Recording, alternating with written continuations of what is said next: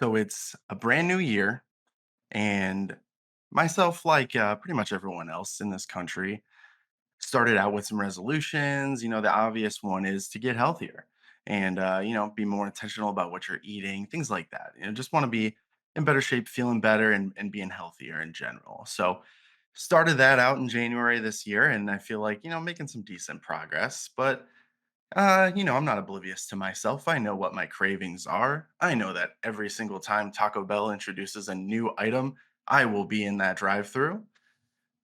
But the thing about Taco Bell and why I love Taco Bell so much, besides the ability to create so many unique menu items with cheese, questionable meat, and lettuce, is that Taco Bell does not judge you.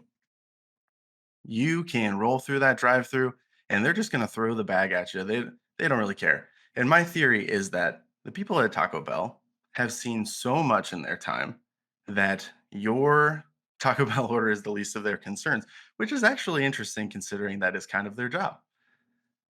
But on the other hand, what I really don't appreciate is, let's say I'm ordering from somewhere else. I have another one of my cravings, need some pasta, and I'm going to Olive Garden.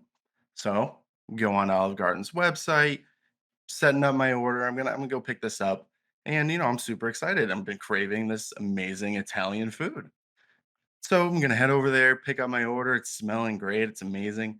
Get back home, open it up, and I see four sets of silverware. And, it's a little little judgmental because apparently the people at Olive Garden saw my order and thought, "There is no way that this food is for less than 4 people. We better put 4 sets of silverware in there." And there's nothing more demoralizing than that, and especially coming from Olive Garden. I thought we were family. And so that's the toughest thing about, these cravings and when you're trying to be healthier because, I go grocery shopping. I keep my fridge stocked with foods that I could be making at home for the healthier option, but the cravings hit you and you got to go sometimes. And honestly, my biggest fear with all of this stuff is that eventually I'm going to be coming back from Taco Bell and the worst happens. I end up in a coma, long story short, and they're writing an article about this in the newspaper that says, was coming back from Taco Bell, gets in a car accident, he's in a coma. Update, his fridge was full of food. That is the absolute biggest fear I have, just because I don't want people to know that I would go to Taco Bell with a fridge full of groceries.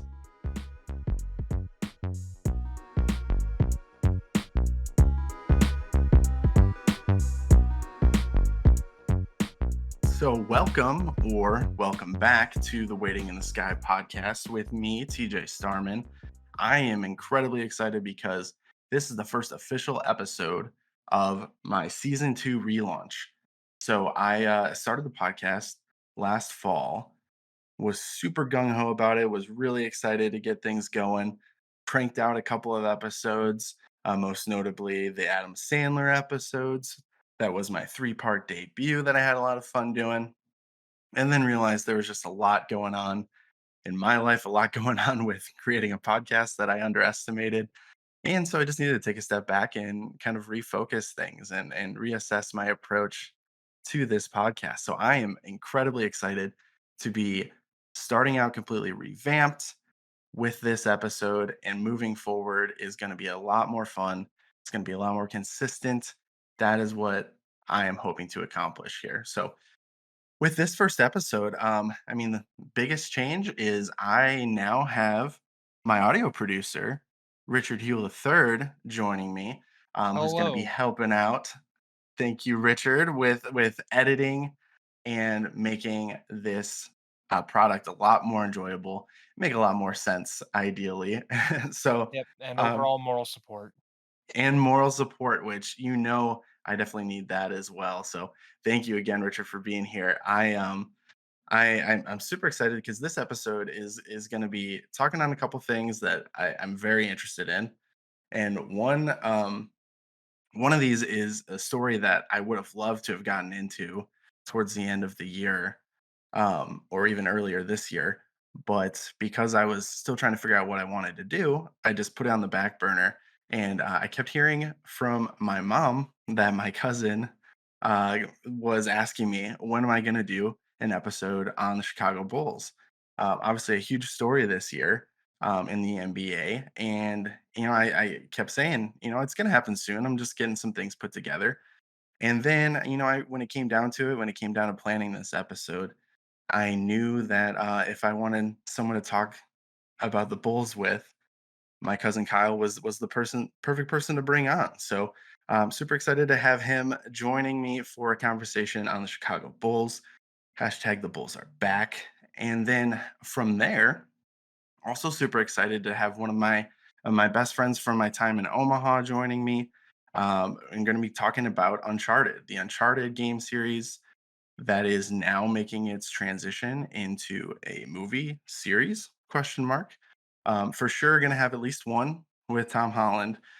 So kind of recapping that game series, our opinions on that, what stood out, what were some memorable moments of that game series, and what the game series makes us feel about the potential for a movie franchise, as well as just all the baggage that comes with video game movies in general. So, definitely excited to have Aaron joining me for that conversation later on. He is someone who's very passionate about video games and movies. And so I knew this cross section, he was the guy to bring on. So definitely excited for the conversations today. But I want to kick things off with a little bit of a shorter, condensed conversation. But Richard, I really wanted to make sure that you felt involved in each episode of the podcast beyond just the behind the scenes stuff that I very clearly am not able to accomplish, but you have the expertise to do. And so what I thought of and you graciously agreed to was I wanted you to bring your own topic to each episode for us to talk a little bit about it and just kind of hash things out over something that you're interested in. And when it came down to naming this mini segment, um, well, let's just say it was a toss up between the Rick pick, Rick being a shortened nickname of Richard, and then it just became too obvious at that point that it couldn't be the Rick pick and it had to be the Dick pick. So, Richard Heal the third, you are the proprietor of the Dick pick on the Waiting in the Sky podcast. How does that make you feel? Now that's cultured. That's cultured and high class, and I like it. High society will accept no less. So Richard, what do you have for us for this episode? What has been grinding your gears? Well, I don't know if it's grinding my gears, but everyone on the Twitter sphere is talking about this new Futurama reboot and the possibility of no John DiMaggio as Bender. So that's going to be fun. Yeah, no, definitely. That's something that I think, full context, we are recording this on Super Bowl Sunday. Woo sports. Um, this is something that I think the news came out earlier this week, about midweek, and Yeah, a I couple saw days this. ago. I was super excited because obviously the headline is just that Hulu's bringing back Futurama, and I felt like I grew up on Futurama to a certain extent, in the different eras of Yeah, it. I mean, back in high school, I remember you were a pretty big fan of it. What's weird is I never got to watch it as a kid. Like, if my dad saw me watching it, he would come and he'd be like, "Get that shit off the TV. That's stupid. That show's stupid." And he would get like really mad that I was watching Futurama. So for years, I just kind of avoided it. But there are a few good episodes that I have seen, mostly thanks to Adult Swim. But for me, it's just kind of like if you don't have John DiMaggio on board, why are you going to announce that you're doing a Futurama reboot? That's like announcing, okay, guys, we're going to do a new season of South Park, but Trey Parker and Matt Stone are busy running Casa Bonita, so we're going to get someone else to do the voice. Like, okay, great, there goes your show. There goes anything that anyone ever cared about in the show. Right. No, exactly. I think you hit on it perfectly. I mean, people think of Futurama, obviously, like the breakout character is Bender. Like he's essentially the mascot of the series. And so, with any animated series, the voice actors play such a significant part in bringing these characters to life. So, John Yeah, DiMaggio I mean, is whose is shiny Bender. metal ass are we going to bite now? If I mean, really, like, I just don't understand the thinking behind it. Like, what? You gonna replace him? Like, good luck. Like, first of all, but I mean, that's just such a hard road to hoe. No, exactly. Yeah, no, it'd be one thing if it was, someone who wasn't as prolific and distinctive a voice actor as DiMaggio, but I mean, the guy's voice is literally iconic and recognizable across so many different theories and projects that I mean, it's going to be obvious. Like, you can't just recast because it's going to drive everyone crazy. Anyone who's familiar with the show in some capacity is going to be like, "There's something wrong about this," and even if they don't know the full story behind it, that apparently I'm not sure who owns the rights to Futurama at this point. Oh god, I don't even know. It's been resurrected so many times, like, who even Yeah, knows anymore? I mean, I usually just default to Disney. Disney probably owns the rights. I think that's a pretty safe assumption. Yeah, I It's mean, they it own could be everything. wrong, but it's like, oh well, I'm just going to use Mickey Mouse as a stand-in for any corporate CEO at this point. But Mickey Mouse didn't want to hand over the bag to John DiMaggio to bring back the iconic voice of Bender That's a for the Futurama. possibility. Also, I did look it up. Turns out Fox owns the majority of the legal rights, but Matt Groening maintains the creative rights. Okay, but and Disney owns Fox, so ipso facto. But yeah, Matt Groening was he's doing his disenchantment thing with Netflix. So Right. then for him to, obviously The Simpsons has been ongoing at Fox for forever.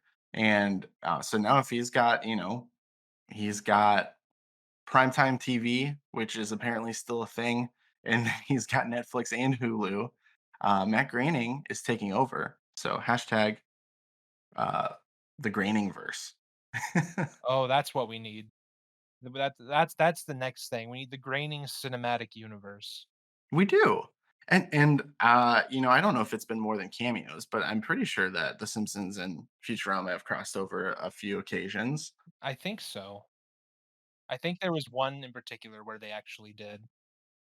Yeah, because it's like, obviously they're not gonna not put Bart and Bender together for some random escapades. That would be ridiculous. Yeah, pretty much. Missed opportunity. So, I mean, I'm super excited that they're gonna be bringing Futurama back. I think, there's a lot to watch, and so we have a lot of options. We were talking a little earlier before we started recording. I mentioned Bob's Burgers, and I'm super behind on that show, but I've really enjoyed it when I have watched it. So it's tough because you are adding another thing to the backlog. It's like, oh, when I get around to it, I would like to watch these new episodes of Futurama. Right. Well, I think an excellent point that you made was they already had like a definitive kind of final episode, and now they're just what? Are they going to retcon that? Or are they just going to pretend that didn't happen? Or is it going to be like in a new universe after that moment? Like, how are they going to pull that off? Like, there's just so many moving parts that they have to think about that it just doesn't seem worthwhile. Absolutely. Yeah, no, it's tough. There's a lot that goes into a reboot, and it's, hopefully they have some high upper level creative people that can figure out how to do this in a way that, isn't at least isn't offensive. It doesn't have to make sense by any means. Like that's that's a pretty high bar if for asking our comedy, adult animation series to make sense. Yeah. Um, but I think it needs to just be inoffensive in the way that they start it. So the benefit is that it's comedy, so they can. I mean, they could literally just throw out that episode if they wanted to, and make a callback to it, and then everyone would chuckle and move on to episode two. Yeah. I mean, they made it work with Roseanne, so I'm pretty sure they could find a way to make it work here. Roseanne. I mean it, like, the final episode of that show was just like, "Oh, by the way, my husband died, we didn't win the lottery, my sister's gay, and I've been writing a book in my basement for, like, the last year." And then when the reboot came out, it was just like, "Oh, none of that happened, fuck that." Well, and then they wrote her off, Yeah, right? exactly, it just gets even worse from there. So I love that. I think I think it's amazing that this conversation, started with the dick pic to now talking about the reboot of Roseanne and then Roseanne being written out of her own show. Um, that's podcasting, people. That's how you do it. Well, see, a lot of people don't know it, but Roseanne is actually part of the Greening cinematic universe. It's somewhere over And there. full circle, full circle. See, Richard, this is why you're here. You got to tie everything together with a nice, pretty bow. In more ways than once, literally, you're technically doing that. But also, look at that transition, the full circle.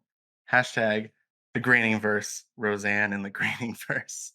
This is why I spent 9 years getting my bachelor's, was for that conversation right there. That's amazing. That's amazing. Thank you so much, Richard. This was amazing conversation. I'm super looking forward to Futurama. Hopefully, they can get DiMaggio back. Um, but let's turn the page. Let's look ahead to my conversation with my cousin Kyle on the Chicago Bulls.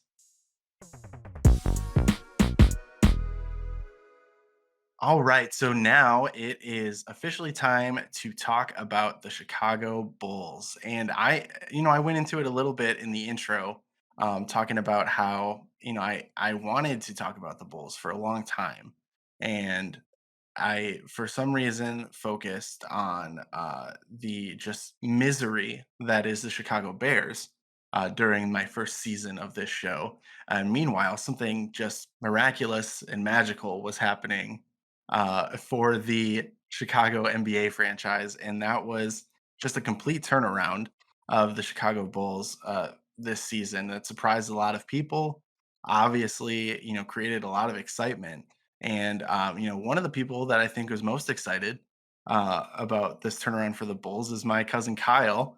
And I wanted to talk about the Bulls, and I thought there was no one better to bring on to do that with than Kyle himself. So thanks for coming on and being roped into my podcast here. I appreciate it. But I kept getting the question of when I was going to put out a Bulls episode. So I figured, why don't I just have you on for the Bulls episode? Just do things a little bit better that way. Yeah, sounds good to me. Awesome. So let's start off with the basics here. Where everything started with this big turnaround. Well, so I guess this would be step two of the turnaround because we obviously had the trade deadline deals that happened last year that ultimately brought in guys like Nikola Vucevic and Javante Green to the team. But then in free agency, the Bulls all of a sudden, they're the first deal, like literally the first deal that is announced, and that was Lonzo Ball. And a little suspicious, maybe, so much so that the NBA did investigate and found some evidence of tampering and so the Bulls had to pay a price on that. But it was exciting. What was your reaction when you first saw that the Bulls had signed Lonzo Ball? It's Lonzo. I was excited but a little nervous.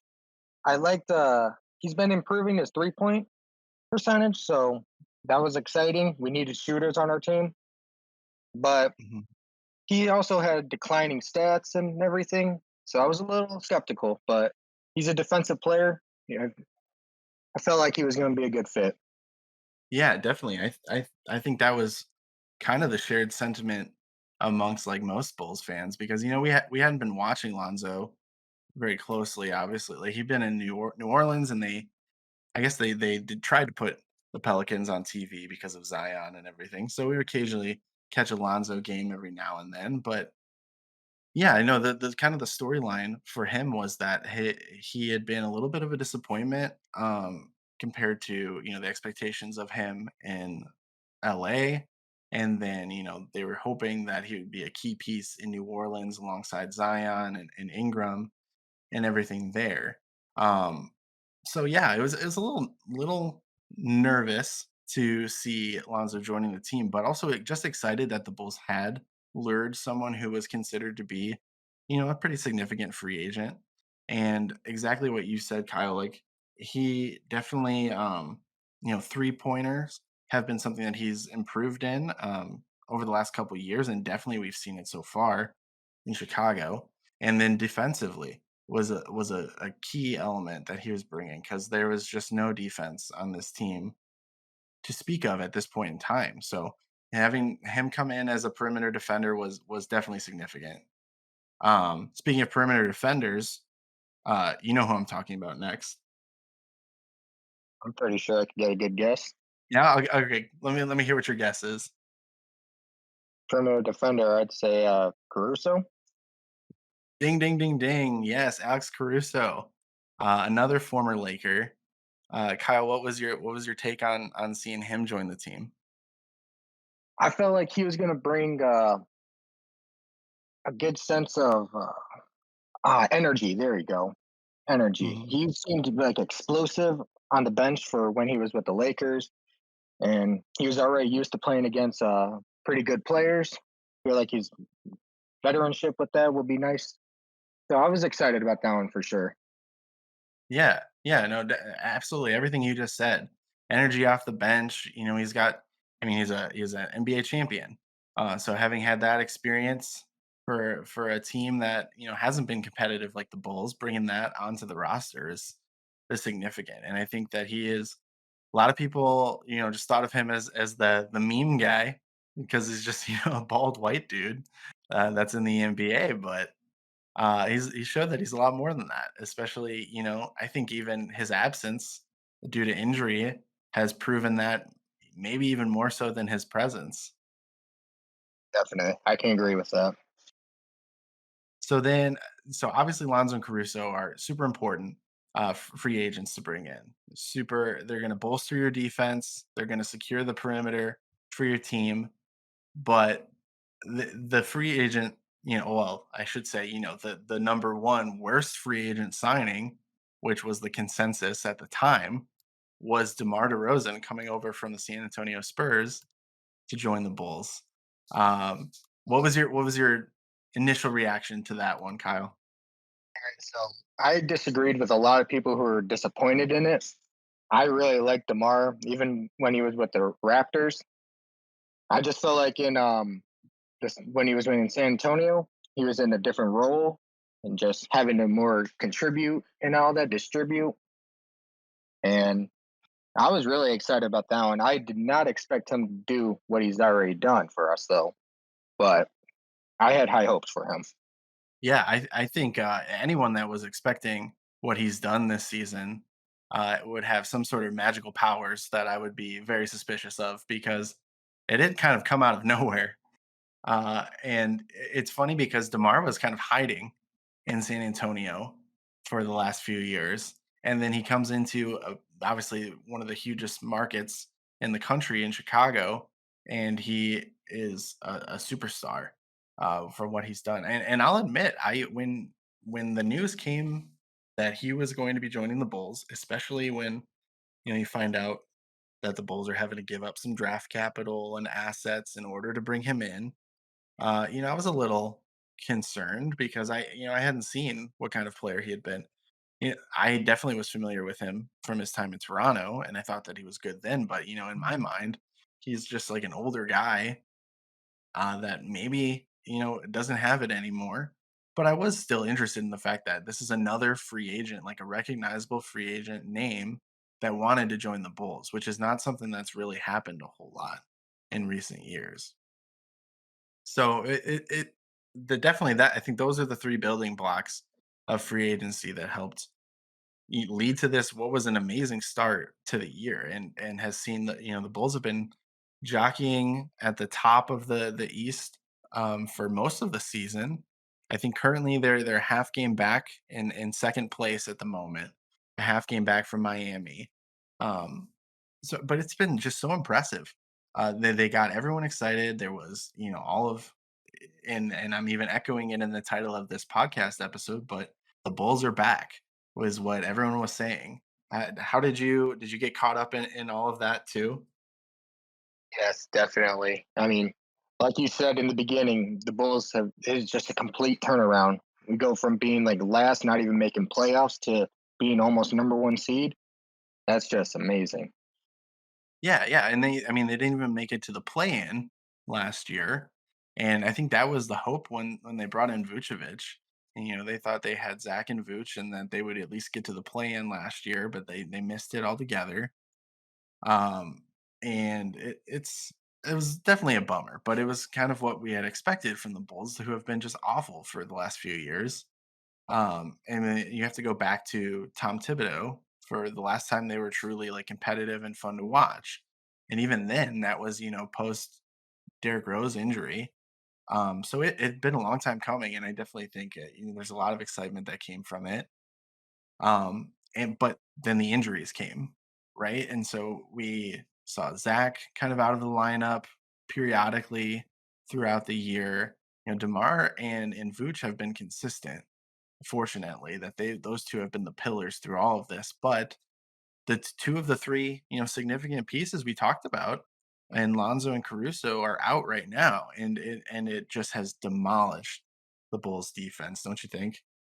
Oh, I can agree. We were doing really well, and even defensively, getting a lot of stops in and everything. And then as soon as we lose Lonzo and Caruso, it was just, I don't know, we just lost it. Yeah, yeah, it's obvious too, because well, I mean, the Bulls still they need the like shot blocking presence inside because they don't have that. That would be helpful, but still, like they were doing so much better when they had Lonzo and Caruso out there because they could shut down guys on the perimeter. Right now, they've been winning games still for the most part, but they're only doing it by winning shootouts. So they have to score like 120 plus points in order to win these games, and then they're not competing with the top teams the way that they are currently constructed with all the injuries. The hope is that they get healthier and then they can be more competitive with those teams. But I mean, I'm amazed that they've still stuck around, the top of the conference despite those significant injuries at this point because it's not just Lonzo Caruso, but Patrick Williams has been out all season, who was one of the better defenders for the team too. And then Derrick Jones Jr. was out for about a month and potentially just got injured again last night. So we'll see. How confident are you in the team on the defensive end? Right now, not too confident. Like you said, we're able to be winning these games because of our offense. But uh Damari and Vooch, we're lucky and very fortunate to have them in here still. They have been like last night, both of them dropped 30 pieces, more than that. It's just they're keeping us going with their offense. Yeah, for sure. For sure. And I think a big part of we've seen Vooch improve a lot this season. Like he started off really rough, but I think he's improved a lot. He's playing much more like the, former all-star that he is, former multiple time all-star. And so there's some expectations there. I think a big key that I've seen is I feel like Io, with as great as he's been playing and as a playmaker, especially as he's been starting these last few games, he really has some good chemistry with Vooch, and I think that's helped Vooch put up some of the numbers that he's put up recently. I agree. He's been doing very good with being able to start now. I'd say he's been a good enough replacement for Lonzo at the moment. Doesn't have as much of the defense end with him, but he's been helping the offense flow very nicely. Yeah, yeah, absolutely. And so I think, if the team were healthy, there would still be some concerns, that they would need to shore up the interior defense, for sure, I think, because it's a smaller team overall. And I don't think that they can trust Tony Bradley as a backup center. And they really don't have like true power forwards of traditional power forward builds. Like they play DeMar at power forward a lot, and he's what, like 6'7". So, there's not a whole lot of size on the team. A lot of the rumors were that the Bulls would try and make a trade at the deadline to bring in someone that could shore up the roster. Was there anyone that you were hoping they may have made a deal for? Um, I was hoping for two of them actually, Sabonis and then also Jeremiah Grant. Yeah, definitely. I think those were two of the bigger rumors. With I think with Sabonis, he ends up going to the Kings, so he did get traded. Um, I think it would have just been too much, too tall of an asking price for Sabonis, especially now that we see what he was dealt for. So it would have been tough to get him, but I see where you were what you're thinking there. Like it's another all-star. He's a big, so he has the size to, contribute to the team. It would have been a lot of fun, but I can see how that one didn't come to fruition. And then with Grant, I think I don't know. I don't like he didn't end up getting moved.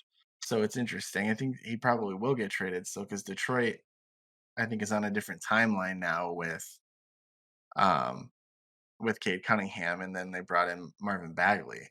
So he might get traded next offseason. Who knows? But I think that would have been a nice move too, because I think as a defender, he also brings a significant presence and has shown the ability to score the last couple of years in Detroit. So yeah, I like that option too. I was on the fence about a trade. I wanted something to happen, but I had a hard time finding what was realistic and was overall, you know, a benefit that would be a positive move for the team because like I really have liked what Kobe White has done recently. I think he's improved as a defender. He's bought into the culture that guys like Lonzo and Caruso have brought over, that Io has brought over. So he's been better defensively. And then he's still a streaky shooter, but he has been able to light it up from three, which is an area that the Bulls struggle from. That if you remove Kobe White from that equation, would be a significant, impact. So is Kobe White someone that you are hopeful the Bulls hang on to long term? Yes, like you said, I would have liked to trade, but it's also what at what cost? I like the way the Bulls are running now. If everybody was healthy, I think we could go farther in everything. But Kobe definitely, he's developing nicely. He's starting to improve. He brings like with Caruso and him being on the bench, they bring a good amount of energy. So I do like that. Yeah, definitely, definitely. And Patrick Williams was the other guy that I think he has a lot of potential. So I would like to see him stick around and see what he can become. Because he's only in his second year and he only played, a couple of games before he got injured. So I would like to see what we have in him before they package him up in a deal. So, I was fine with no deals being done. I would have liked to have seen something happen, but like I said, I'm not sure what that would have been, realistically, after seeing how the dust settled with everything.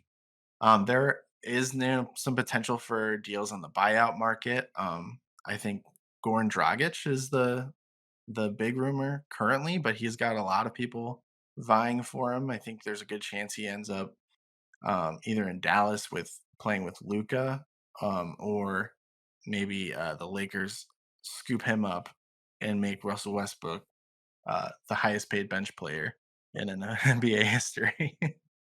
Is there any free agents currently that you think the Bulls might have a shot at bringing in that might be helpful? I honestly, I've heard about the Goran one, but I don't see any point in bringing another point guard in for us at the moment. What we need, like you said, is more down low presence. So, and I don't think anyone is significant enough in the free agents right now. Yeah, I think that it definitely has a little bit lighter in that role, which I agree. I do think should be more of the focus. I think Tristan Thompson was the name that is maybe the most appealing, but even then, like that guy's a mess.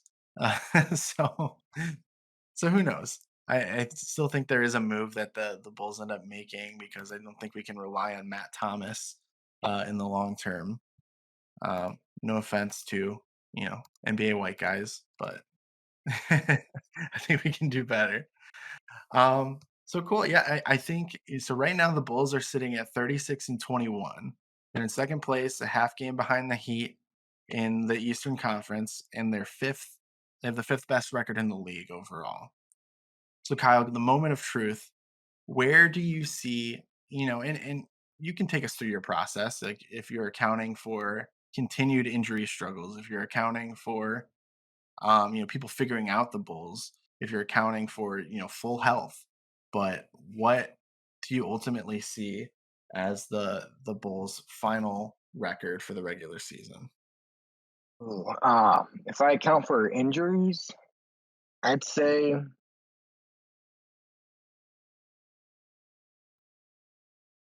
oh, that's a toughie. I'd say for with injuries, I'd say we get at least over 50 wins. Uh, we'll definitely make the playoffs. But with everybody healthy, I think we have a real good shot at competing with the top teams in the East and probably going to the conference finals. Yeah, I think I think 50 wins is definitely realistic at this point. So there's I just did quick math on the calculator here. Um, so 25 games left of the 82 game season. The Bulls are currently at 36 wins. So to hit 50 wins, they only need 14. So they would have to go 14 and 11 down the stretch. And I think that is super doable with based on how they've done so far. But I think we would actually do better than that. So I think they easily get past 50 wins. I I would hazard probably 55. Um, so what is that amount to? Not the best at math, so let me. It'd be 55 and 27. And I think that's a pretty good record. I think if they end up with that, I think that's for sure a top three seed. Um, and I think that'd be a good spot for them to land. I'm not necessarily expecting them to land in first place in the East. But I think for sure they're a top four, home court advantage in the first round team, and they're easily safe from the play in. Is that what you think too? Yes, I actually agree with that a lot more. 55 sounds a lot more reasonable. Yeah, I think, and if I'm the Bulls, that's probably what I'm targeting because I think that does secure you a pretty good seed, even if it's not the top. Um, so then, yeah, let's talk about the playoffs. Then that's the next step. So if we both think that they're gonna be safe from the play-in tournament, they don't have to worry about that. So what the other potential playoff teams? I think the top ones are Miami, Brooklyn, Philadelphia for sure. Um, Boston is up there. Who am I missing here? Bucks. The Bucks. Oh, so the Bucks. Those are the top four competitors with the Bulls are definitely, especially after the James Harden deal. Philadelphia, Brooklyn, Milwaukee, and Miami are all going to be super tough outs. Um, and I think that the Bulls have struggled against all of those teams, or really all the top teams so far in the regular season. Now, I think they've rarely been at full strength for any of those games. So, Yeah, like, they have not. you have to kind of take that into consideration, but it's still alarming. And that's why I think there's such a big reason that they need to get some size to match up against, Giannis and Bede, Durant, um, Bam Adebayo. Like all those teams have a pretty good big guy, and so the Bulls need to match that. And Vooch is good offensively, but and a rebounder, but he's not a defensive stopper. He's not scaring anybody in there. So I think that's significant. If they can make a deal to bring in a quality interior defender, that can make the biggest difference. But you said you expect them to make it to the Eastern Conference Finals. If at full health. So if everybody, and that's what they've been talking about, is that hopefully everybody's going to be ready to go. They even said Patrick Williams will be ready by playoffs, hopefully. So if everybody's back, I think we have a good shot. But like you said, we're really the tough teams with us is the bigs on them. So it all comes down to each game at that moment. For sure, for sure. Yeah, I think I'm very confident they're going to make it to the second round of the playoffs. I don't think we can expect a first round exit, and that would be super disappointing actually at this point. But yeah, like you're saying, at full health, if you get Patrick Williams back, you have Ball back, you have Caruso back. Um, Derek Jones, whatever the roster looks like, but it's largely what it is now. But adding those injured guys back, I think they're going to be competitive in every single game. Like even if it is against some of those top tier teams, the Bucks, the Sixers have dominated them this year in the regular season, but they were competitive in the most recent game, where it was basically a shootout between Embiid and Demar. And Demar won the shootout, but Embiid won the game. So It's interesting. I for sure think they'll make it to the second round, and I could very easily see them get to the Eastern Conference Finals if things, go their way because Zach and Demar are gamers, man. They're gonna absolutely bring it every playoff game. I don't see them making it past the Eastern Conference Finals, though. I think there's four other teams that are just so good, and I think that they can make it past a couple of them if they need to, but I don't think they can make it past all of them to get to the finals. So that's where I'm at now, and I'd be fine with that. In all honesty, would you be satisfied if the Bulls just made it to the Eastern Conference Finals? Oh, completely. I mean, last season we weren't even to talk about or anything. Like, there's no discussion about us. Now, if we go just straight to the Eastern Conference Finals like that, that's amazing. Yeah, absolutely. So I think that's what I'm hoping for, that they at least make it that far and that we're watching the Bulls play in the Eastern Conference Finals for a chance to be in the NBA Finals. That'd be a ton of fun. And we haven't seen that since 2011 with Derrick Rose's Bulls, which actually brings me to what I think is a fun way to end this segment, Kyle, is I want to obviously everyone knows, Jordan, Pippen are, two of the greatest of all time. So, removing that element of it, I want to talk about the top five modern era Bulls. And we have three, multiple time All Stars on this roster now, and Zach Demar and Vucevic. And so I want to see where you would place those three guys. And so, and then I'll tell you where I would have them land also. But I think right now, and there's probably some wiggle room. You let me know if you agree with this, but I think the top five modern era Bulls are. I think you have to go Rose number one for sure. I think you can also go Noah at number two, um, as another at one point MVP candidate. I think beyond there it gets a little murkier, but I would go Luol Deng at number three. I think he was very consistent, was very great defensively for some of these modern teams, and so I think he falls number three. And then this is kind of a toss up for me right now. Is I would also include Pau Gasol and Carlos Boozer, but both those guys when they played in Chicago were definitely past their prime and were disappointments for different reasons, but they were underwhelming. But kind of by default, I think that those guys are four and five for me. Where do you land on the top five modern era Bulls before we introduce Zach Demar and Vooch? I probably would have to agree with that. Yeah, I would agree with that completely because Rose, obviously, he was dominant. Like his explosiveness, speed, everything. He was just kept us going. Noah was really good when he was not injured. Defensively, he was unstoppable. So, yeah, I'd agree with that. Gasol and Boozer, yeah, they were both past their primes. Gasol did average pretty good stuff for us, but he was older, so he had more veteran leadership. He was an all-star as a Bull. He was. That is true. So that's the thing, and I don't remember if Boozer ever made the All-Star team as a Bull, but I just remember him breaking my heart in those playoffs. So so he was good, but very inconsistent, and so that will net you the fifth place in the top five in my book. So all right, so now let's look at the three guys that we have on the current roster, and so let's start with Vooch because I think we can agree that he's probably number three of those three. Would he crack the top 5 in your opinion? I I'd say yes. He'd probably be above Gasol and Boozer.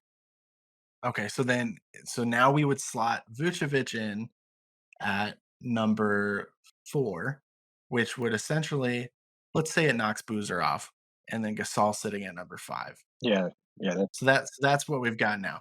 I agree with you. I think that for with his performance in the last really just year, because he's only been here since the trade deadline last year.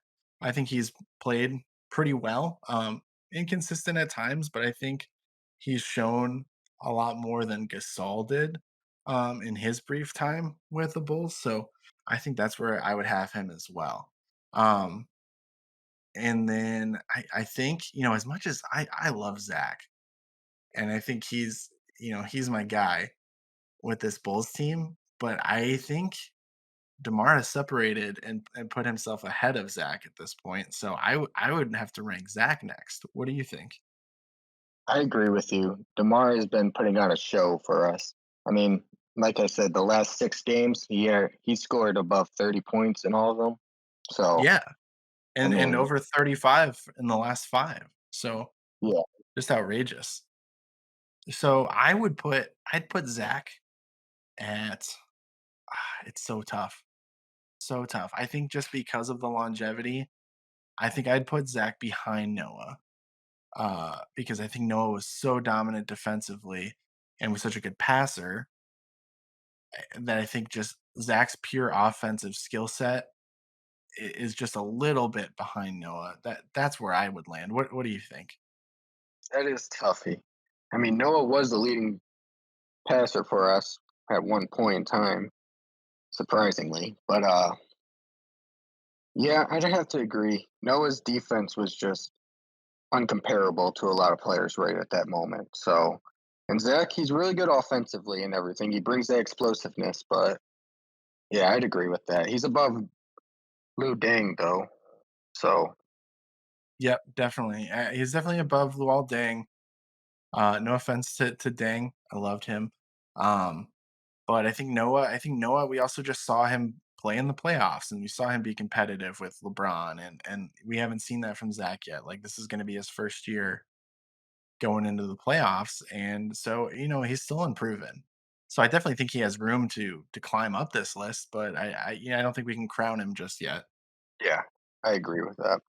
So then Demar, and this is the toss up, right? Because I think it comes down to Demar or D Rose, and they've got to be number 1 and 2 in this list. Is that where you're at too?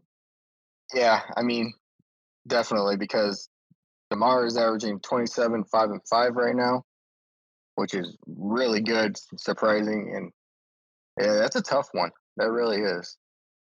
Yeah, and so 27, 5 and 5.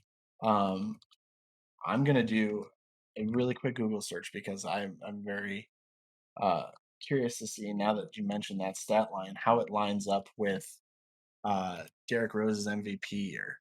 So let me see if I can find that. So his MVP year in 2010, he averaged 25 points a game and 7.7 assists with 4 rebounds. So very comparable, right? Yeah, So peak D Rose compared to this current version of DeMar this season, very comparable, but DeMar's a little better stats. I also think DeMar is more like he's better in the clutch than D Rose I was. was just about to bring that up as well. And Derek did was good in the clutch, but he was not like DeMar is the king of the fourth, right? Mhm. Yep, So I think that's the difference. And it's as much as I love D Rose, and it's definitely not fair. Uh, but because especially DeMar has only, played in just over half a season now for the Bulls. But from what he's put out there on the court, I definitely think DeMar would have to take the number 1 spot here. and I can totally agree with that. He is definitely clutch. He's got a lot of game winners already for Chicago, and there's more to come, I'm pretty sure. Yeah, the first ever back-to-back game-winning shots, buzzer beaters, and it happened in 2 different years. So, I mean, that's for the history books. So then, let's take one last look at this. So the top 5 modern era Bulls accounting for this year's team, we're gonna go number 5. We knocked Gasol off the list. So number 5 is Vucevic, which means all 3 of these guys cracked our top 5. Number 5, Vucevic. Number 4, Dang. Number 3, Zach Levine. Number 2, Derrick Rose, and number 1, DeMar. How does that sound? Yeah, that sounds pretty good. It's actually we might be a little bit caught up in the moment, but I do think there's a lot of merit to that ranking. So Yeah, that's fun. That was a fun way for us to kind of wrap up this segment. Kyle, I'm looking forward to the rest of the season. If you're up for it, I definitely think we can bring it back and do like a playoff preview, or we can do end of season recap too, and kind of forecast where the team goes at the end of the year. Uh, how's that sound?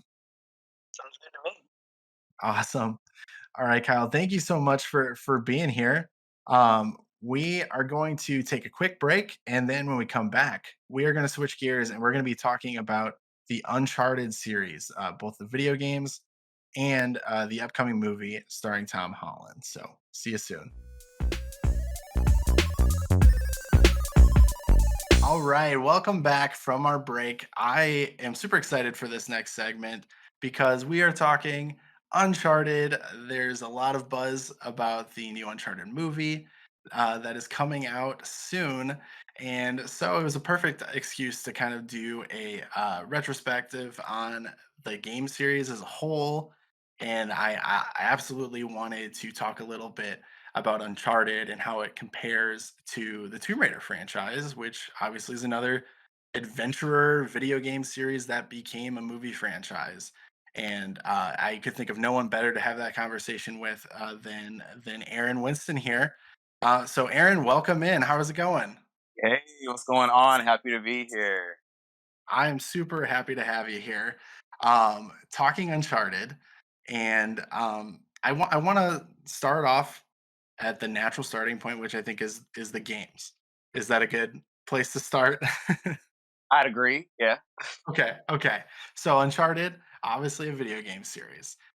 For Something like those that. for those unfamiliar, there is, I'm going to use the term original trilogy of Uncharted games that was released on the PlayStation 3.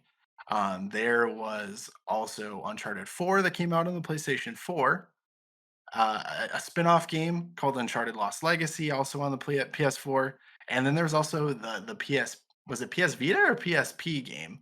It was PS Um, Vita. PS Vita. Okay, PS Vita. Uncharted. Is it Golden Abyss? Yeah, something like that. I Okay, didn't play that one. it's important that we get the name of that one right because we're not going to talk about that one at all. So definitely, we're not going to talk about Uncharted Golden Abyss. If you came in for that, I'm so sorry to disappoint you. But Aaron, so looking at Uncharted Drake's Fortune, the first game, what are some of the memories you have of playing through that game, and just kind of general your feelings about that one? Yeah, I did not get the PS3 actually right off the bat. It was years. It actually wasn't until 2012 did I own a PlayStation 3. I took that Mm. much of a break. We had the Nintendo Wii, but I mean, yeah, you know. So as far as those true experiences, especially considering that I was all in it with the Xbox and the PS2, it was a lot of games came out that I missed out on, and Uncharted was one of those. And especially seeing how much just from the advertisements and little reviews, it did look Tomb Raider ish, but and considering how Tomb Raider in the 2000s was not what they were doing in the 90s, it was a little bit of a hurt spot for me because I was like to see this series do so well and just go, why not Lara though? But we got there, we got there. So yeah, Uncharted. It took a while for me to get to it, but I eventually did, and yeah, I immediately really loved the cinematic experience that it was giving me right from the beginning of the game. On the boat where you're shooting, people coming at you with guns. I was like, oh, this is that type of game. Okay, all right. So yeah, that was great. Yeah, it didn't take long for me to fall in love, and it scratched that itch for Tomb Raider greatness that I had been deprived of for a while. Not saying I didn't like the games of the 2000s, but it didn't really feel that that series evolved. We can get there later, but it didn't really feel like it evolved to really keep that audience that a game like Uncharted came out right off the bat, and it didn't really seem like Uncharted was never a hit throughout its life. So yeah, I really enjoyed how it, eventually you realize that, oh, this is just one, huge map. You're not gonna go to four different locations and have to, find one artifact here or there. Of course, there's times in the games where you do that, but for that first one, it was very centered and it was very focused, and I really liked just going straight for the gold. Just a continuous expedition for the treasure. That was a nice flow for me. Yeah. Yeah, I agree with you. I think that was part of the charm of Uncharted, especially that first one where it's not like, oh, you're doing this thing, oh, but this totally other random thing happens, and now you have a different goal where you have to track down this person. But everything ultimately was connected to finding this treasure. Um, and so I think that was, I mean, it was a great place for the series to start because he's a treasure hunter. Like that's who Nathan Drake is. um, and I also came to this one late, so I had a very similar experience with just a PlayStation 3, as you talked about. So I got one. I want to say it would have been around 2011, so maybe just a little bit before you got yours. Yeah. But it was like it was a Christmas gift, and I remember the only game that I had that I got along with it was a combo pack of Uncharted Drake's Fortune and Uncharted 2 Among Thieves. Is that correct? Yeah, I yeah, should that's I should know I should know the subtitle. So yeah, that was the very first PlayStation 3 game that I had ever played was Uncharted. And I loved, the lush environments. This is because, at the time, the PlayStation 3 was built up as being this, like this miracle of graphics and Blu-ray discs. Everyone's like, ah, Blu-ray, PS3 has Blu-ray, like suck it, Xbox 360, like you with your high definition DVDs that are nothing now. um so this was the focus of the PS3, was like, this is going to be beautiful. And I definitely think that Uncharted fit the bill with that, and they were very intentional about, this is this, swashbuckling adventure, where it's going to be in the jungle and it's going to be on the oceans and there's water and shootouts, and everything is, you use the term cinematic. And that's what they were clearly going for, and I think it did deliver a lot on that front. It was very much it was an adventure through and through, and I think they established what the series was gonna be going forward pretty strongly with that first game. That said, the first game, is not my favorite of the series. I think it was good and important, and a lot of what you talked about with, what was lacking from Tomb Raider games or at that time, were introduced and made adventuring as Nathan Drake a little more fun than what some of those later Lara Croft adventures were like, at least from what I'm picking up from your experience. yeah, yeah, yeah. Yeah, because there were games coming out throughout Tomb Raider games coming out. But we can get there with how they were coming out throughout the Tomb Raider games were coming out. But yeah, Uncharted was just unfortunately kind of trying to get. Yeah, yeah, yeah. And so for me, I felt like Uncharted 2 was like, it was a big step up. Oh my Um, gosh! that one might be, it's up there. It's up there with Oh yeah, probably 4 and Lost Legacy as being my favorite of those 5. I think yes, just the story, the way it was a kind of a natural play off of what the first one was, and that you're still, looking for this MacGuffin, like they're looking for what it's, Shambhala, so Shangri-La. Um, and I think that's an interesting storyline, that they could still take Nathan Drake into a new environment that would still be visually appealing in a different way, because now they're in like mountains instead of the jungle.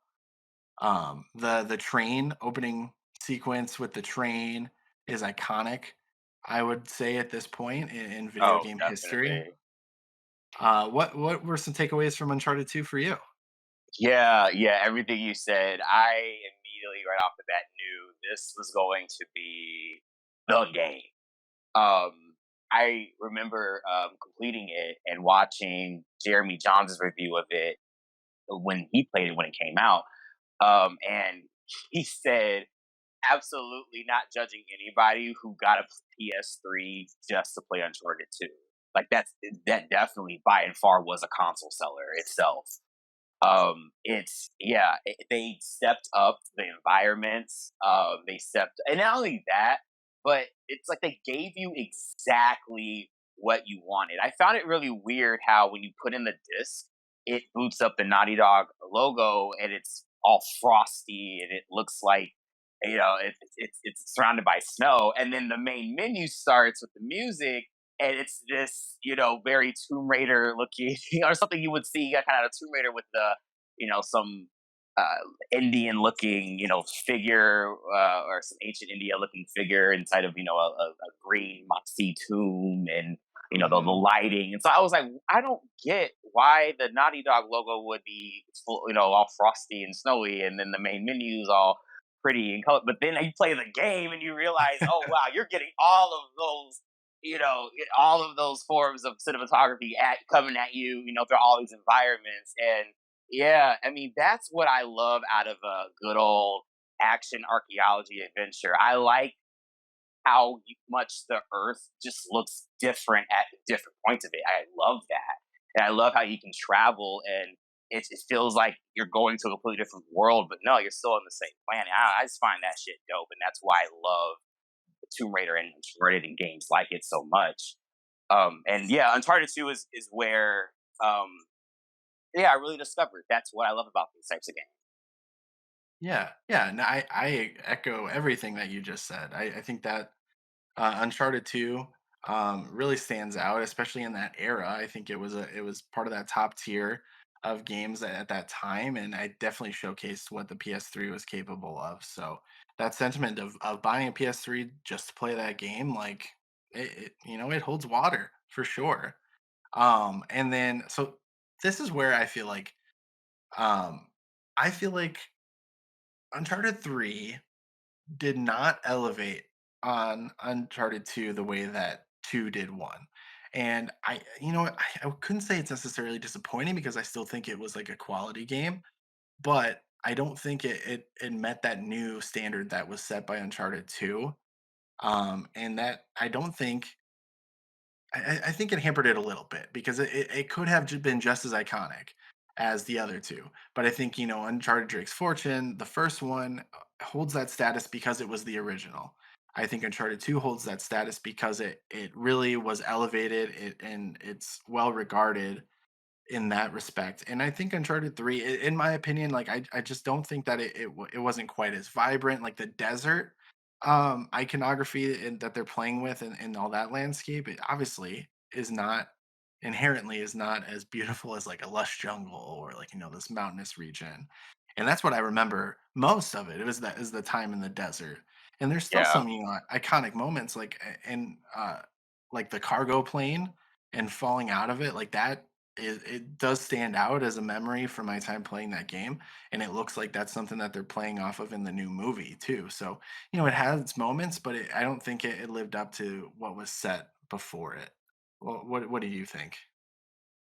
yeah. I think Uncharted 3, suffered from the and I don't. I'm sure there's an actual term, an industry term for it, but the third is always the worst. you know, Yeah. you have your original that always holds that weight because it's the original, and then you have your sequel that, if it does give you everything you want and more, holds that weight for being, what the original feeling gave me, but just extremely elevated and also surpassing all my expectations. So then the third just has so damn much to live up to, but it also has to conclude a story as well, or at least get us to a finale point. So that makes the third installment in so many things that work in trilogies just the stakes are just so high.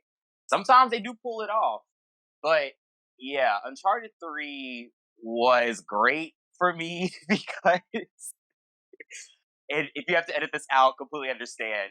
Yeah, that's when I was getting stoned. So yeah, that game was great because that by that point I was an adult and I was, kind of all working and independent and coming home from work and loading me up a bowl and playing some PS3.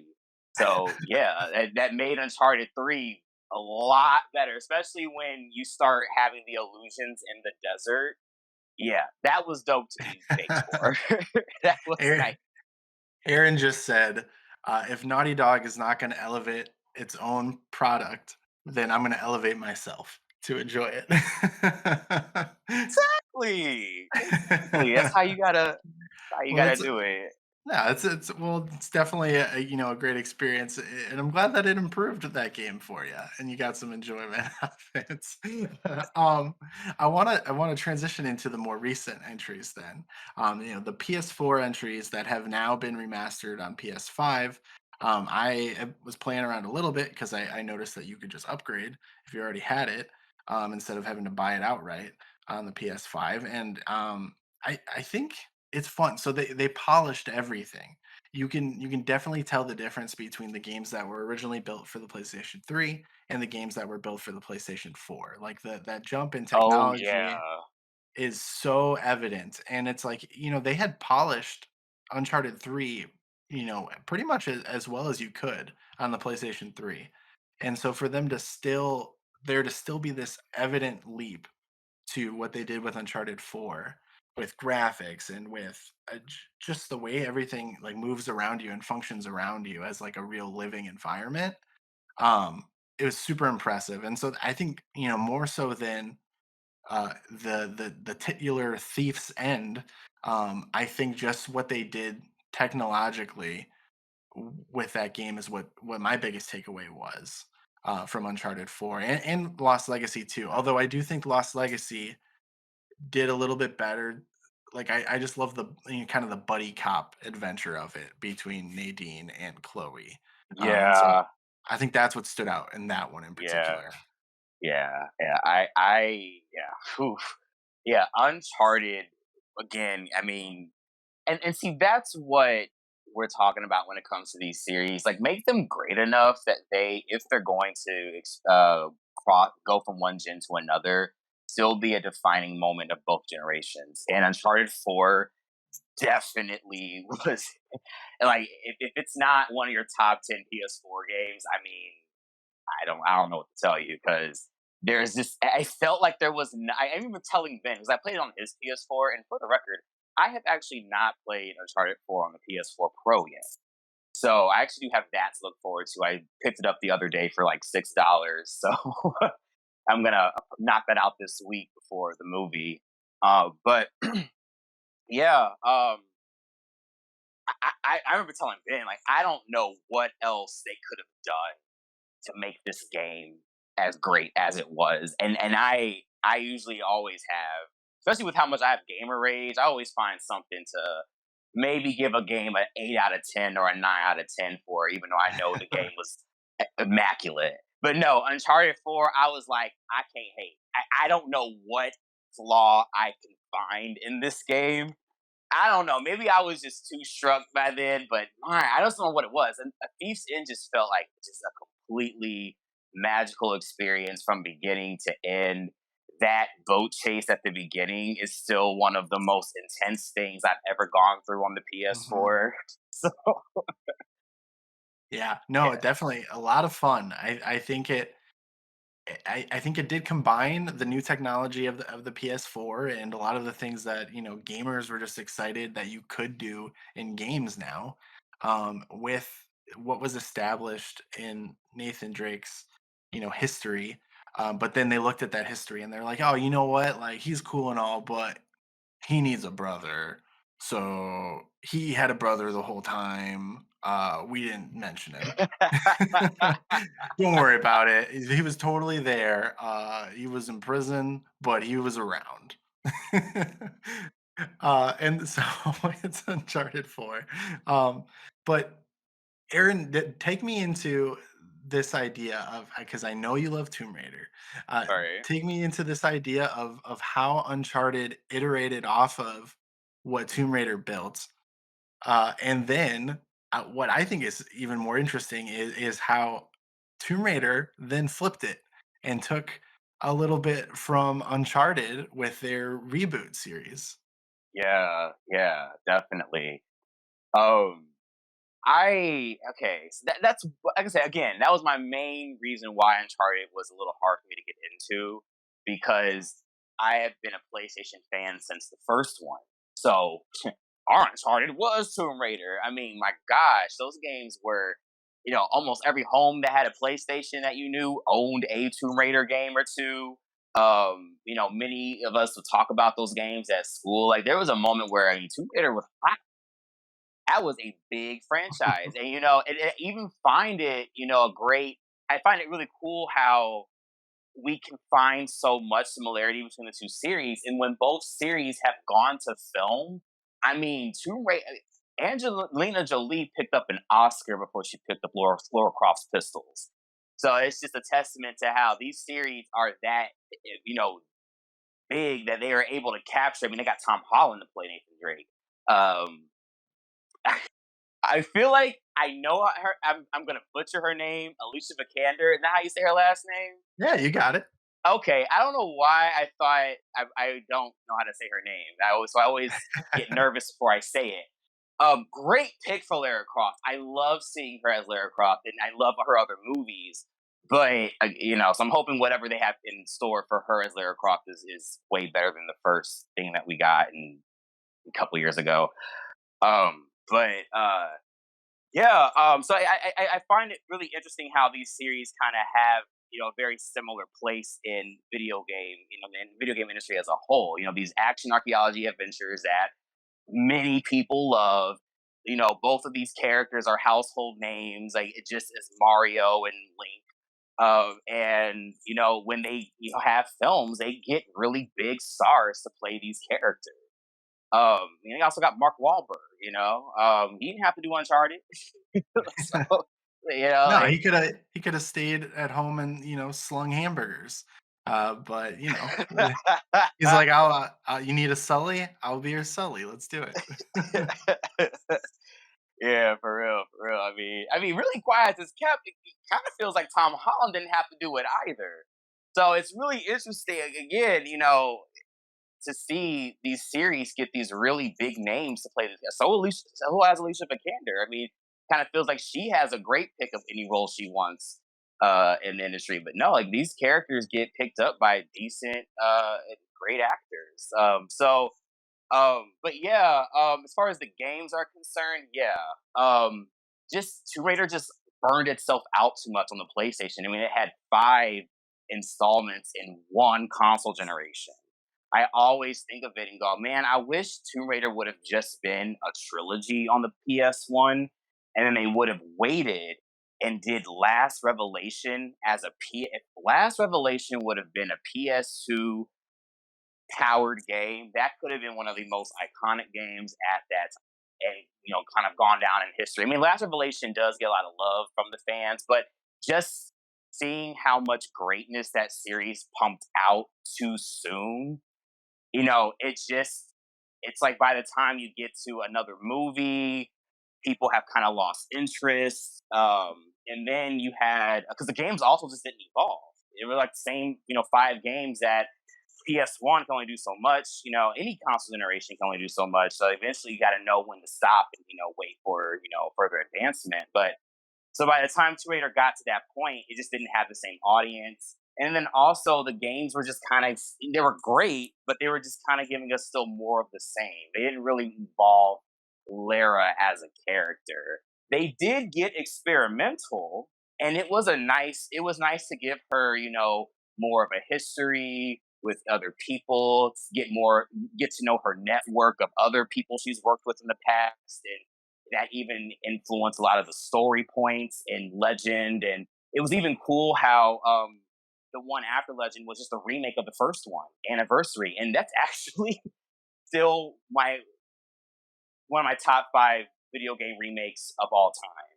Like to me, I love Tomb Raider Anniversary just as much as I love the Resident Evil remakes. It's a very slept on video game remake, but Yeah. again, not having that audience, it only sold 1.5 million copies, and that game came out the same year that Drake's Fortune did. So that just So kind of goes to show where it was. yeah, it signals, kind of the handing of the torch, where Uncharted just it took kind of that groundwork that those early Tomb Raider games had established, and maybe like you said, they burnt themselves out, oversaturated their own market, with doing a lot of the same things, and some experimentation maybe worked, but some didn't, and it opened the door for Nathan Drake and for Uncharted, and they, like we just talked about, they kind of step things up pretty consistently, and to the point where when they rebooted Tomb Raider, they basically used Uncharted as the model, Yeah. and they tweaked it. I love that first the Tomb Raider reboot. I think it was 2013. Yeah. Um, Yep. I love the way that you legitimately, as Lara, feel like you are just trying to survive. Like you don't feel like an invincible person. You feel very vulnerable, and you feel like lucky that you're able to stumble upon a lot of the tools and stuff that you do. But she also gets beat up the entire time. Like, and these are things that I think Uncharted kind of set set them up for, because you can see the wear and tear on Nathan Drake throughout the journey. Like you can see the way he just scatters it, like he just flying around by the seat of his pants, like just like some guy, like he's in way over his head. And I think that's some of the stuff that they took into Tomb Raider. um but I want to transition the conversation a little bit, because there is an Uncharted movie coming out, and thinking about what Tomb Raider did in the movies, like suffered from, I think, the curse of all video game movies to a certain extent, and I think that's a conversation we will absolutely get further in depth into later down the line, Aaron. But I think you would agree with this, is video games mostly struggle because they're trying to please two masters, is like the term, right? They're trying Yeah. to please the gamers who are familiar with the series, right? And they want to appeal to them. So they want to put in little Easter eggs, they want to put in references, they want to put in things that match kind of the energy of playing a video game. But at the same time, like that's not what a movie is. And there really to this point, and this has been an ongoing conversation for forever, but to this point there's really not been like a director that has created a movie that feels like a movie, like has created a video game movie that just feels like a movie. You know what I mean? Yeah. Yes. Yes. There's always that Yes. stink of video game on them. Like, like you don't need a boss battle in a movie. You don't need to, like have them scale a wall because, that's what the assassins do in Assassin's Creed. So we have to show this guy, parkour free running up a wall because people are going to be mad if that's not there. Like, no, you can just have like this cool adventure, in Italy as Ezio Auditore. Like you could do that, and that would be a fine movie. And I think people just get, and I say people, really, it's probably the corporations trying to capitalize and make the most money on things, but not thinking about the creative aspect. Is that you really just need to make a movie that feels and embodies the spirit of the game. You don't need to make all of these little concessions to try and appeal to gamers.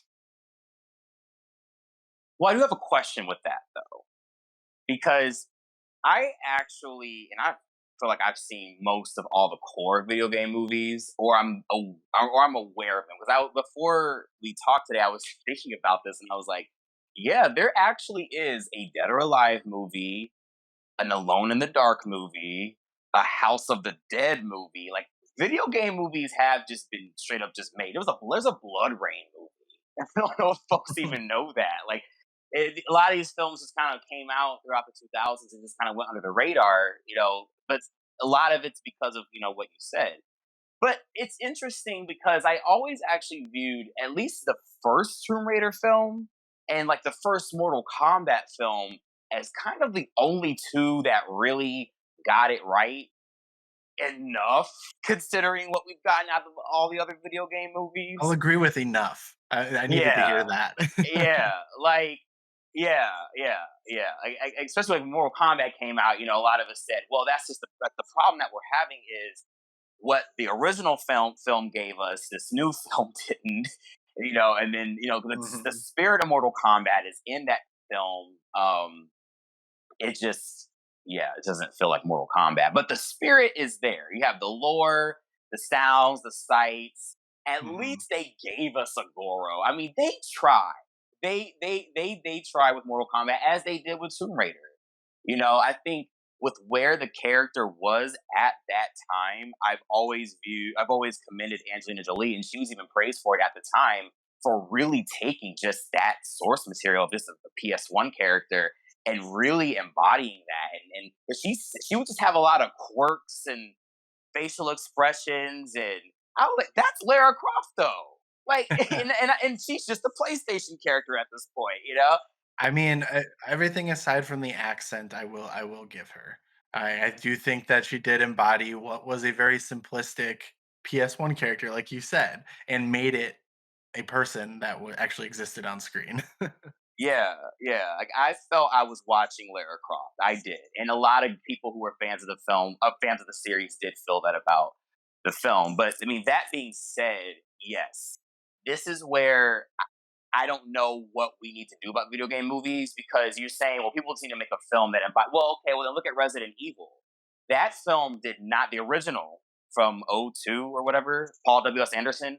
That did not have any of the characters from it. It wasn't until Apocalypse that they throw in a Jill Valentine and a Nemesis and all that. And Mhm. Apocalypse can be seen as the strongest of those seven films.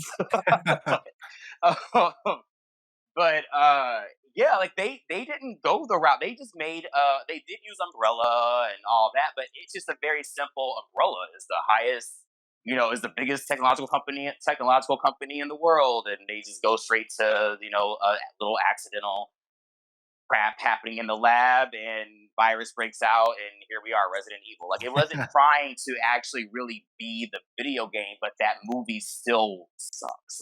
Like, Yeah. and a lot Yeah. of those movies suck. And so it's like video game movies just feel so damned if they do, damned if they don't.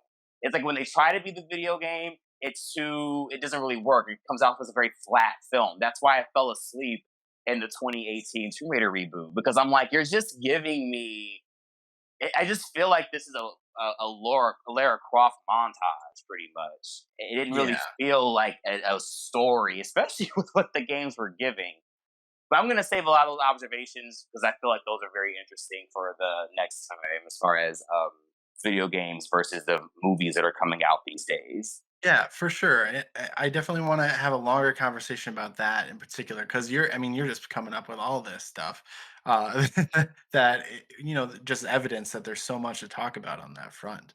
Um, I'm just going to put this out there as just like a tease, but I think my hypothesis in that conversation is that I think that the video game TV series that we're going to be getting, like The Last of Us and even Halo, I think are going to be in a position to be a better adaptation of the games just because they're longer and you can be more patient with it and you can take more time because games are longer than movies. TV is longer than movies. It fits a lot better. So that's my little tease of my hypothesis. I'm super excited to see what happens with those series, but let's nail down what we're thinking for this Uncharted movie. So it has the star power of Marky Mark and Tom Holland.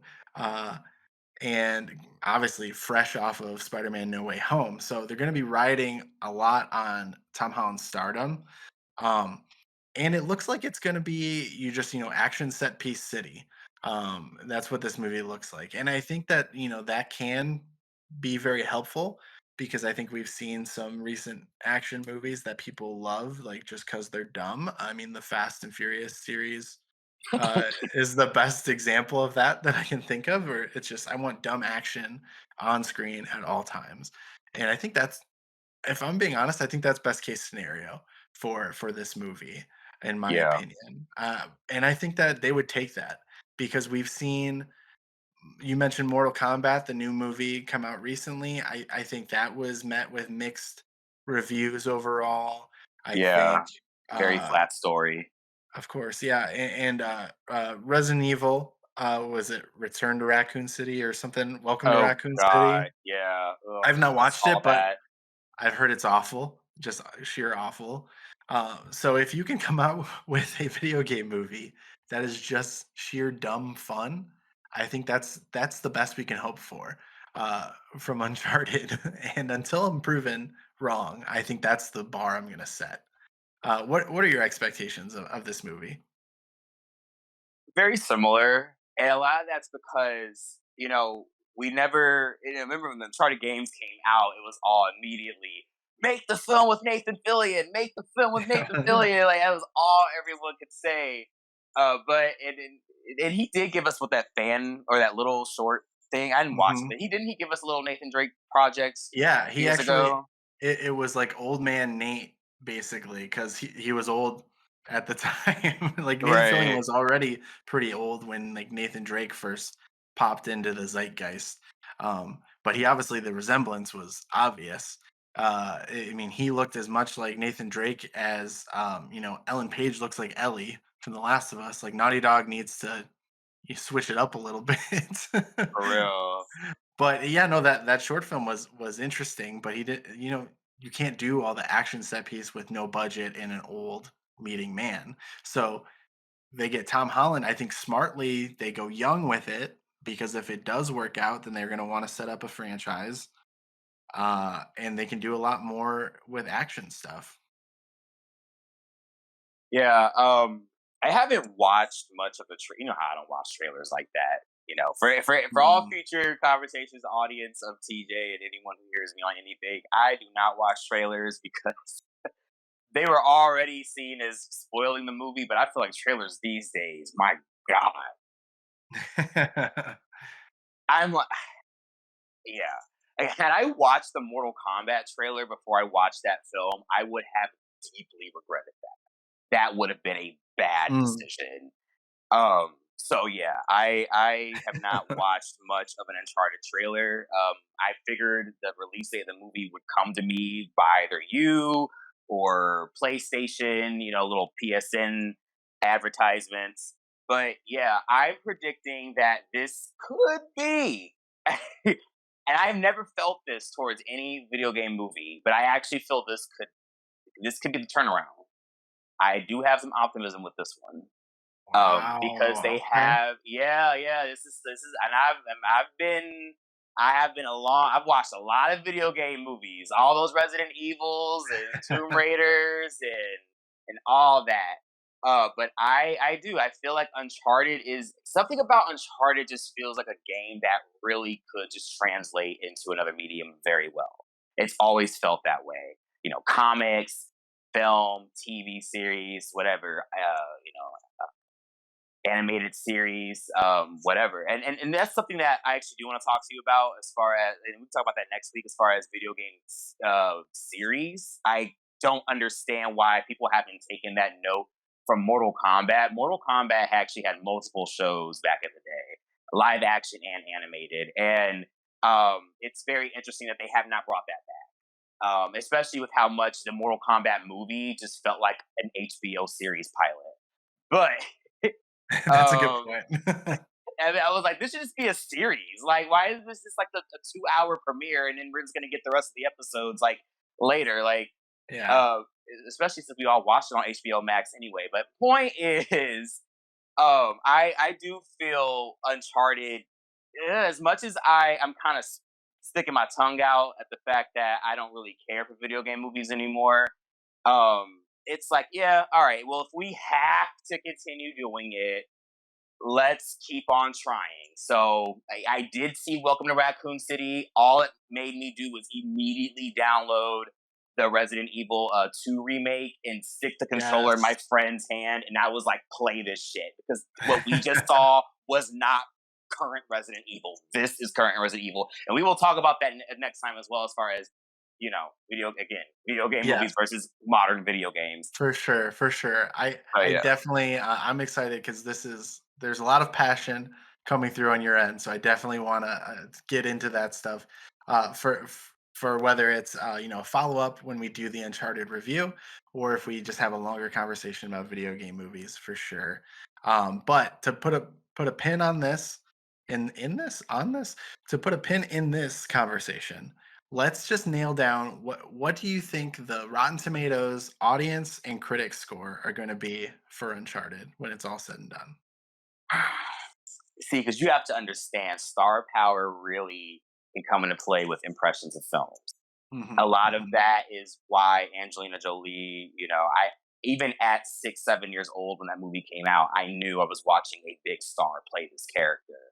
Right. So I feel just honestly, if Tom Holland sells a decent of enough character, which it's Tom Holland, that ain't hard for him. Um, yeah, we're this is gonna be fine. I'm seeing on account that people can sometimes be biased towards action films, trying to kind of knock it down because it's not intellectual enough, but then people do intellectual things. People feel like it's too preachy.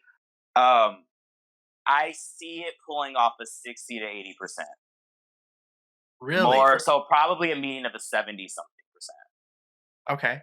For an audience score?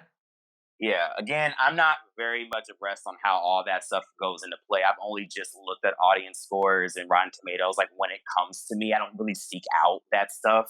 So I just kind of inferred that because isn't it just based upon all the reviews and does the internet influence go into a Rotten Tomato score as far as what social media is saying about a film? So you have to have, like, a verified account in order to leave a review, I think is how it works. But Okay. so then there is, like, campaigns sometimes where people try to lower it or raise it. I think for the most part, they're good at, like, filtering that stuff out or stopping that from happening. Um, so I think they what the actual percentage is, it's a percentage that thought the movie was, like, at least decent. So it's not like the average score, but the percentage of people who reviewed this and thought it was at least decent to good. Yeah, true. There's that as well. So Uh, for me, like I'm thinking, I definitely don't think the critics are gonna like this. I don't think they're gonna like it at all. So for for a critic score, I think maybe like a 38%. Like I think that it's gonna be mm, rotten, but I don't think it's gonna be like the worst movie ever. But I think there will be some people that find some merit in it. So I'm thinking like a 38% for critics, and then for audience, I think it'll probably be generally well received, is what I'm thinking. So maybe like a 62% is, and that's kind of oh, I just did a they add up to 100. I didn't do that on purpose, but that's what I'm thinking. So like a 38% critics, 62% audience. It's a pretty common like thing we see with like nerd properties is that the audience likes it better than critics do. So that's where yeah, I'm landing. definitely. But Definitely. Look, I am excited to review the movie with you. We'll get back together and put out the review episode on Uncharted and get more into like what we actually thought of the movie. But before we wrap things up, Aaron, any last points you want to make? nothing that I don't feel we can't go into during our review. I guess I was literally just thinking that I'm actually on Uncharted 3 as far as my Uncharted replay through, and I've only played these games once on the PS3 years ago. So, what you said about Uncharted 3 is making me a little shaky. I'm not sure if I should revisit it or not, but I think I'm gonna go ahead and give it some love just to appreciate it before I get to 4. But yeah, man. Yeah, if y'all have not played these games, I mean, seriously, I know they're very common. You can go to a used game store and get these games for dollars on end. I've seen copies of Mhm, Uncharted for 99 cents. Not even kidding. Um, definitely. and you're getting a full game, and you can play Uncharted and even on the PS3 and still feel the weight of just how great these games are. Yeah, yeah. That's I think it's a great point. I think to leave that conversation on is these games are great. Regardless of what happens with this movie, we have that to rest on. Uh, so thank you so much, Aaron, for joining this conversation. Yeah, like I said, I'm excited to review the movie with you. We'll get to that soon. Have another longer conversation about video game movies in general. But yeah, so everyone, that is the first episode of season 2 of the Waiting in the Sky podcast with me, TJ Starman. I'm so excited to been able to have my cousin Kyle on to talk about the Bulls, to have Aaron here with me talking about Uncharted. I want to give everyone just a glimpse into what we're looking at moving forward. So the new release schedule for the show. we will have a full episode like this one that is going to air on or be released on Thursdays. We're going to do those every 2 weeks. And then we will also have a shorter review episode that's going to be dropping every Monday. So if you're listening to this, you may have already seen the Jackass Forever review that came up last Monday. And then we have the Uncharted review to look forward to this coming Monday. So definitely check those out. In addition to that, I'm also going to be streaming on the Waiting in the Sky Twitch. I'm going to try and do this 2 times a week. We're looking at Wednesday nights and Friday nights. So come by, join us. I think I'm going to dig into Life is Strange True Colors this coming week. So if you have any interest in the Life is Strange series, one of my favorites, love to have people join us. And then when we come back for the next official episode of the Waiting in the Sky podcast, we're going to be talking about Batman movies. So I want to do a little bit of a retrospective into the Batman movies and mythos kind of surrounding Batman, the different actors and everything, because the Batman is coming up soon. So we're definitely going to want to prepare ourselves for that. And also talk about the Chicago Bears. Yes, I'm going back to the Bears. As painful as that may be, we have had a lot of change. So there's definitely some good stuff to talk about. I'm excited to get to that conversation as well. So if you have not already followed the show on social media, definitely check us out. We are on YouTube, we're on Twitch, TikTok, Twitter, Facebook, all of them. So come find us at In the Sky Pod, and we would love that. Aaron, before we go, anything you'd like to plug? Yeah, I do enjoy film myself. I kind of do a little bit of it. If you go on YouTube and look up Swiss French films, that is Swiss French like the sandwich films, I have a really fun short called Capital M. It's about 30-34 minutes. It's just a really fun project that my friends and I completed before the pandemic. So it's always fun to watch it and remember a time before. So yeah, it was like wow. I got because like we released it last year on YouTube and watching it, I was like, why was I living a whole different life before? And it was just it's yesterday, but It's definitely a good watch. I've watched it a couple times myself, and we will definitely we'll put a link to that in the description so people can check that out. Because that'd be awesome.